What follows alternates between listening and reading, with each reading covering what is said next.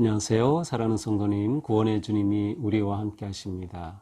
우리와 함께 하시는 주님을 찬양합니다. 기도합시다. 하나님, 은혜와 사랑에 감사드립니다. 오늘도 하나님의 은혜로 저희들은 새날을 맞이하고 또 주님의 선하신 인도하심을 바라봅니다. 오늘도 말씀으로 저희들을 깨우쳐 주시고 또 말씀으로 저희들을 세워주셔서 저희들을 하나님께서 기뻐하시는 삶으로 하루하루가 거룩하게 주님을 닮아가는 삶 되게 하여 주시옵소서.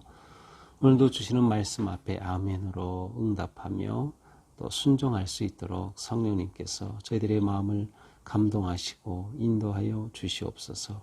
예수님 이름으로 기도합니다. 아멘.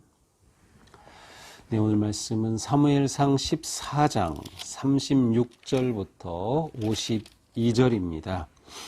네, 제가 좀 빠르게 읽어보겠습니다.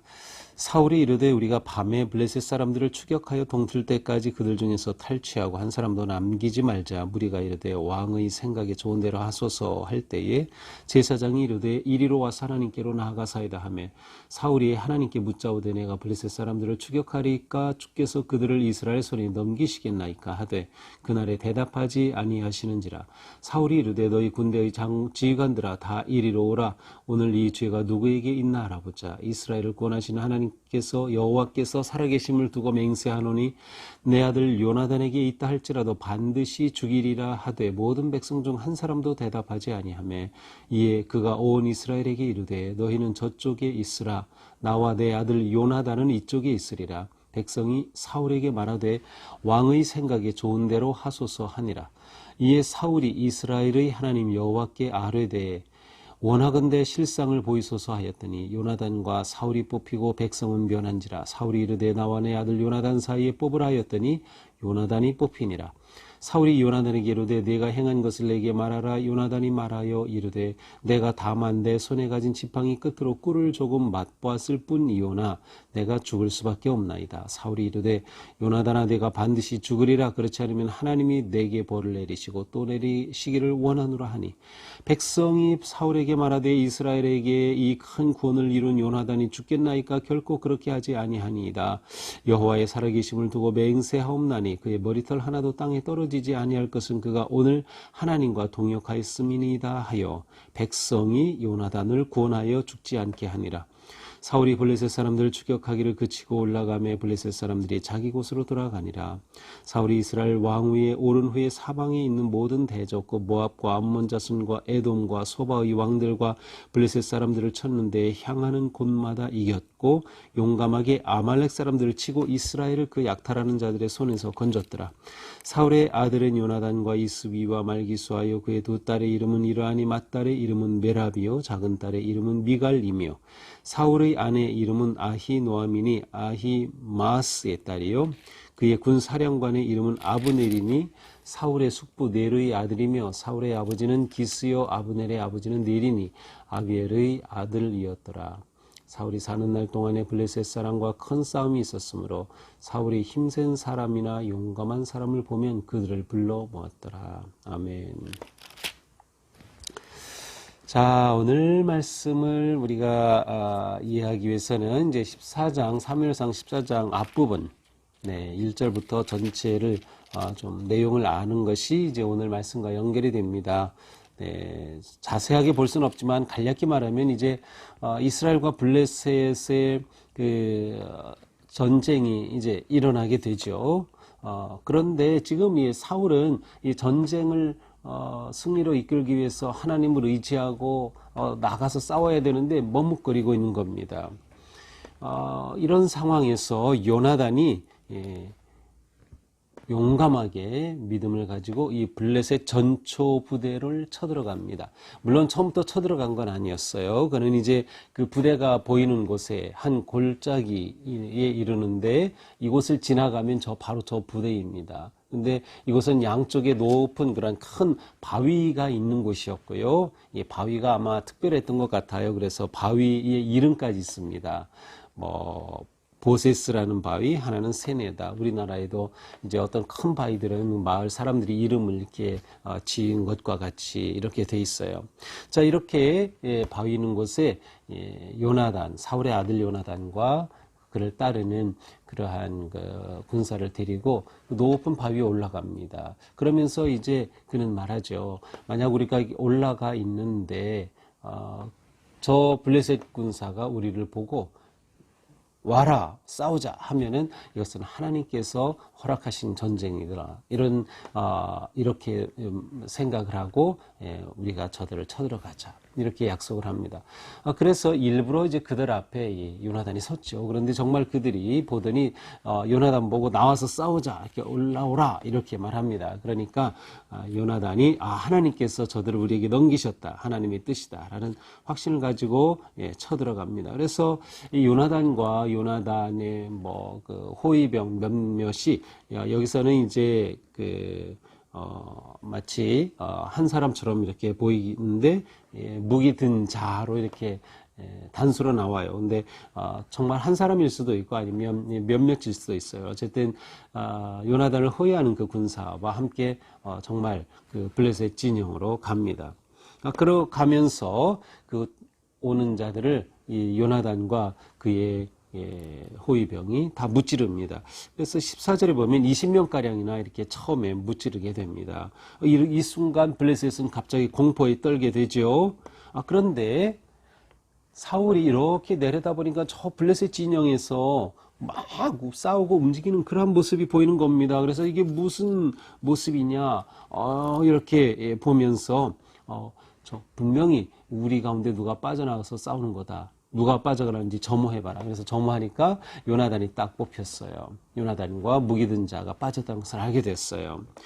요나단이 지금 나서 싸우는 거구나. 자, 그렇다고 하면 사울은 우리가 어떻게 나가서 이게 같이 도울까 이런 그 생각을 해야 될 텐데 사울은 이런 상황에서 어떻게 해야 될지 알 바를 결정을 하지 못하다가 이 아히야라고 하는 대제사장을 부릅니다.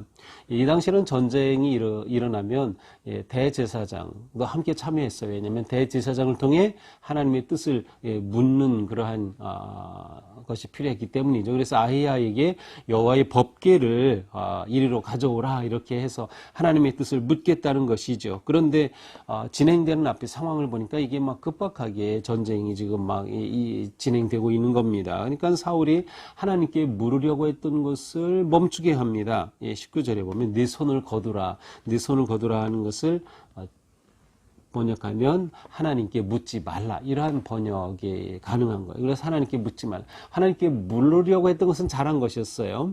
근데 하나님께 묻지 말라고 해버린 겁니다. 하나님의 뜻을 묻지 않고 이 전쟁을 그냥 진행되는 그 상황에 참여하게 됩니다. 자, 이렇게 요나단과 그의 부하가 나서 싸우는데 하나님께서 함께 하시니 하나님이 싸우시는 겁니다. 그래서 어떤 일이 일어나는가? 블레셋 사람들이 자기들끼리 싸우게 되는 거예요. 그래서 그날에 많은 블레셋 사람들이 죽게 되고 자기들끼리 싸우면서 패하게 되는 것이죠. 자, 이렇게 해서 그날에 여호와께서 이스라엘을 블레셋으로부터 구원하신 겁니다. 자, 이렇게 전쟁하고 나니까 너무도 피곤하죠. 그런데 사울이 금식 명령을 내렸어요. 누구도 저녁 때까지 어떠한 음식도 먹으면 안 된다. 근데 요나단은 전쟁터에 나가 있으니까 이 금지 명령을 모르죠. 그래서 요나단이 군사들에게로 돌아와서 보니까 다 허기져가지고 먹지 못하고 있는데 마침 그곳에 꿀이 있어요. 그래서 꿀을 딱 맛보니까 눈이 환짝 뜨면서 기력이 솟는 겁니다. 그래가지고 군인들에게 이거 다 나눠 먹으면 좋겠다 그랬더니 그들이 어느 누구도 꿀에 손을 안 대요. 왜냐하면 사울왕이 누구라도 저녁 때까지 먹는 자는 저주받을 것이라고 그렇게 말했기 때문이죠. 그것도 모르고 요나단은 금지 명령을 몰랐으니까 꿀을 먹게 되었던 것이죠. 이렇게 하고 또 그날 저녁 때가 지나가게 되니까 이제 군사들이 허기진 배를 채우려고 동물을 잡아먹는데 피도 다 뽑지 않고 그냥 먹는 겁니다. 이렇게 하여 하나님의 법을 어긴 거죠. 레위기 등에 보면 피째 먹지 말라. 왜냐하면 하나님의 피에 하나님의 생명이 있다라고 이렇게 보기 때문이죠. 자, 이러한 배경 속에서 이제 오늘 말씀입니다. 좀 너무 길었죠. 오늘 너무 길어질까봐 제가 좀 빨리 진행하겠습니다. 자, 이렇게 해서 블레셋 사람들을 물리치게 되는데 사울이 보니까 야, 이렇게 우리가 지금 전세가 우리가 이기고 있으니까 이참에 확 블레셋을 완전히 진멸하자 하는 그런 마음이 들었어요. 자, 그래가지고 제사장을 불러서 하나님께 묻게 합니다. 정말 우리가 진멸해야 될지 묻습니다. 그런데 하나님이 대답하지 않으셔요. 대답하지 않으셨다는 것은 하나님이 말씀하시기를 거절했다는 것입니다. 하나님이 기뻐하시지 않는다는 뜻이죠. 이렇게 되자 사울이 당황합니다. 하나님께서 한 말씀 안 하시니까. 이거 분명히 누가 죄를 졌기 때문이다. 누가 죄를 졌는지 우리 찾아보자. 그러면서 사울은 바로 이 전쟁에 나갔던 것이 이제 요나단인 것을 알고 있기 때문에 요나단과 나 그리고 이스라엘 백성 이렇게 두 편으로 나눠서 어느 쪽이 잘못인지 뽑아보자. 그래서 제비를 뽑았습니다. 근데 이게 제비 뽑기를 한 것인지 아닌지는 정확히 몰라요. 근데 세번역에 보면 세번역에서는 제비 뽑기가 아니라 제사장이 가지고 있던 우림과 둠밈이라고 하는 이 돌을 가지고 뽑기를 한 것으로 이렇게 아예 번역을 해놨습니다. 그래서 우림과 둠밈이라는 돌을 가지고 그래서 사울과 요나단은 우림 그리고 백성들은 둠밈인데 딱 우림이 뽑힌 겁니다. 그래서 사울과 요나단이 잘못한 것으로 뽑힌 거예요. 자, 그럼 이 둘 중에 누가 또 잘못이냐? 여기서 또 제비 뽑기를 한 거죠. 여기서 딱 요나단이 뽑혔습니다. 자, 이렇게 되니까 요나단 내가 잘못해서 하나님께서 말씀하지 않는 거다. 내 죄가 뭐냐? 그러니까 요나단이 말합니다. 내가 다만 내 손에 가진 지팡이로 끝으로 꿀을 딱 찍어가지고 먹었을 뿐입니다. 라고 말합니다. 하지만 제가 명령을 어긴 것이니 마땅히 죽겠습니다. 라고 말하죠. 자, 이러한 상황에서 이스라엘 백성들, 거기에 참여한 군인들은 보니까 이게 말이 아닙니다. 아니, 요나단이 용감하게 믿음으로 나가 싸워서 블레셋을 물리쳤는데 사울은 그 요나단을 죽이려고 하는 겁니다. 자기가 맹세를 시키고, 맹세시킨 내용도 보면은 그것이 사울이 자기 개인적인 그런 것들이 포함이 됐어요. 하나님의 뜻으로 한 것이 아니었어요. 그러니 이 백성들이 가만히 있을 리가 없죠. 그래서 백성들이 나서서 막습니다. 45절에 보면 이 요나단을 통해 큰 구원을 이루지 않았습니까? 그리고 또 하나 그가 오늘 하나님과 동역하였습니다. 요나단이 하나님과 함께 일하여서 이 전쟁을 이기도록 하였습니다. 그러니 요나단을 죽이면 안 됩니다. 그래서 사울은 요나단을 죽이지 못하고 백성들이 요나단을 구원하게 됩니다. 이렇게 되면서 사울은 이 전쟁을 일단 여기서 끝내죠. 직멸하려고 했던 것을 하지 못하고 자기 곳으로 블레셋 사람들을 다 돌아가고 말았습니다. 자, 47절부터는 이제 사울의 업적과 그 집안이 나오는데 아주 간략하게 나와요. 사울이 모압, 암몬, 에돔, 소바, 블레셋 사람들을 쳐 물리쳤다. 가는 곳마다 이겼다라는 거죠. 사실 이 14장에서 보여주는 사울의 모습은 굉장히 부족하고 불신앙적이고 자기중심적인 것인데 그럼에도 불구하고 하나님께서는 이스라엘 백성들을 사랑하셔서 사울을 통하여서 이러한 승리들을 계속 주셨던 것임을 알 수 있습니다. 또한 용감하게 아말렉 사람들을 쳤다. 이스라엘을 그 약탈하는 손에서 건졌더라. 그래서 사울을 통해 이룬 그러한 전쟁의 승리와 업적들을 이렇게 간략하게 기록해 놓고 있습니다. 그리고 이 사울의 가족들을 소개하죠. 왕자들 요나단, 이스위, 말기수아라는 세 왕자가 소개되고요. 또 공주들이 소개되죠. 메랍과 미갈이라고 하는 이 공주의 미갈은 이제 나중에 또 다윗과의 어떤 그런 관계가 생기게 되죠. 자, 또 사울의 아내의 이름 아히노암도 소개되고 아브넬이라고 하는 군사령관도 소개됩니다. 마지막 52절 사울이 사는 날 동안에 블레셋 사람과 큰 싸움이 있었으므로 사울이 힘센 사람이나 용감한 사람들을 보면 그들을 불러 모았더라. 사울이 통치하는 내내 이 주변국들의 침략은 끊임없이 일어났었던 거죠. 특별히 그 중에 가장 문제가 블레셋이었죠. 바로 계속 이런 상황이기에 사울은 힘 있는 자, 날린 자 같이 보이면 바로 그들을 불러 모아서 군인으로 군사로 자기 군사로 삼았다는 거죠. 자, 근데 좀 아쉬운 것은 무엇인가 하면 자기 눈에 보기에 강한 자, 날랜 자를 계속 용사로 삼는데 사울이 이때 더 중요하게 여겼을 것은 무엇일까요? 이런 상황이라고 하면 계속해서 하나님께 구해야 되는 것, 하나님 구해야 되는데 그는 자기 눈에 강해 보이는 군사를 모으는데 모든 마음을 쏟았다는 것을 볼 수 있습니다. 자, 이것이 오늘 말씀입니다. 네, 제가 조금 후반에 급하게 간 것 같은데요. 자, 사울이 하나님께 물었지만 이 제사장을 통해서 하나님께 물었지만 하나님이 응답하지 않으셨어요. 침묵했어요. 이 침묵하셨을 때 사울은 당황하면서 급하게 이 잘못한 사람을 찾아내서 벌을 주려고 하였던 것이죠. 자, 이것은 좀 아쉬운 모습이에요. 그가 누가 죄를 지었는가를 찾아내려고 했던 것은 꼭 뭐 나쁘다고는 할 수 없을 것 같아요. 문제가 무엇인가를 보려고 하는 거죠. 그런데 사울은 이 문제를 자기에게로 보지 못했던 것이 사울의 부족함이었던 거예요.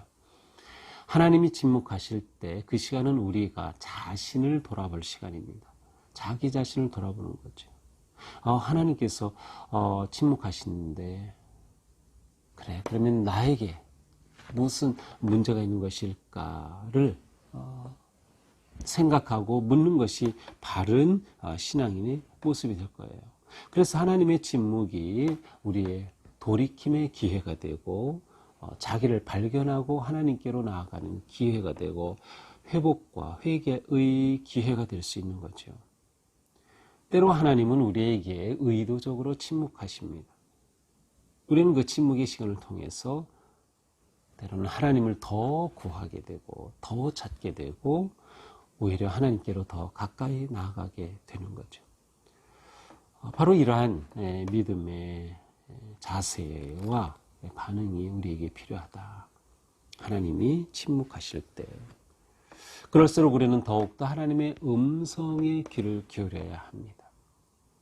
하나님은 특별히 우리에게 말씀으로 다가오시기 때문에 하나님이 침묵하신다 할수록 우리는 더욱더 말씀을 잡아야 되는 거예요. 말씀을 잡고 기도하면서 하나님의 음성에 귀를 기울여야 하는 거죠.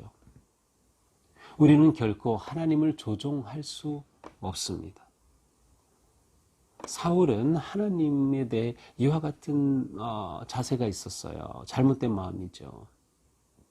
그는 금식하게 함으로써 하나님께서 우리를 돕게 하실 수 있다라고 생각하고 금식 명령을 내렸던 거죠. 그것도 자기 욕심에 의해서 말이죠. 그렇게 하면 하나님이 도우실 거다. 하나님은 우리를 사랑으로 처음부터 대하시고 우리를 구원해 주신 거예요. 우리가 어떻게 하기 때문에 하나님을 조종해서 우리를 사랑하게 만드시고 하나님이 우리를 구원하게 하실 수 있는 분이 아니거든요. 여호와의 궤를 움직이는 것도 마찬가지였어요. 그래서 우리는 더욱더 하나님 앞에 나를 온전히 내려놓으면서 하나님의 음성을 사모하고 귀를 기울여야 한다. 자, 또한 우리에게 중요한 것은 요나단에 대해서 이스라엘 백성들이 뭐라고 평가합니까? 그가 오늘 하나님과 동역하였음이니이다. 그렇습니다. 우리의 삶은 하나님과 동행하고 동역하는 삶입니다. 이것이 우리 삶의 전부입니다. 우리가 예수님을 믿어 하나님의 자녀가 되었을 때 우리의 삶은 늘 하나님과 동행하면서 동역하는 거예요. 그 동역이 뭐예요? 우리가 살아가는 삶의 가정과 직장과 또 교회에서 살아가는 모든 삶의 일들이죠. 그것들이 하나님과 동역하는 일이 되는 거죠. 하나님과 동행함으로 요나단은 하나님과 동행하여 승리의 기쁨을 가져왔던 것이죠. 우리가 하나님과 동행하기 위해서는 어떻게 해야 돼요? 하나님의 뜻이 같아야 돼요. 그래서 늘 하나님의 뜻을 묻는 겁니다. 하나님의 음성에 귀를 기울이는 것이 바로 여기서도 중요한 것이죠. 또한 하나님을 따라가야 동행이 가능하겠죠. 그래서 순종과 겸손함으로 하나님을 구하는 것이 하나님과 동행하고 동역하는 삶에서 매우 중요합니다. 동행을 통해 우리는 끊임없이 선택합니다. 무엇을 선택합니까? 하나님 편에 서기를 선택하는 거죠.